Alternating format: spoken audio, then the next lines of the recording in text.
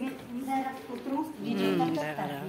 Жайыл Батырдын сөөгү Казакстанда Меркеде Плага совхоз деген айыл бар. Плага совхоз. Меркедин центринен өйдө кетет. Анын уулдары Үсөн Теке, Жайыл Батыр өзү 1776-жылы батырларча курман болгон.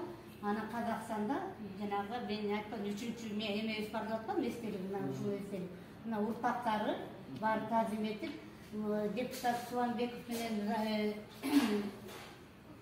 Есенама Замирбек, Есенаманы өздөрүнүн каражатына салып берген. Ана бул Жайыл Батырдын 300 жылдык өткөндөгү той. Бул болсо биздин Карабалта шаарында Манас стадион бар.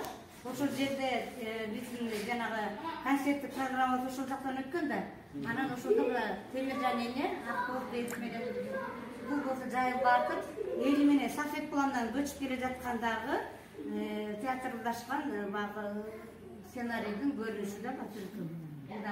Бул дагы жакшы сүрөт болуп атат, анткени биз азыр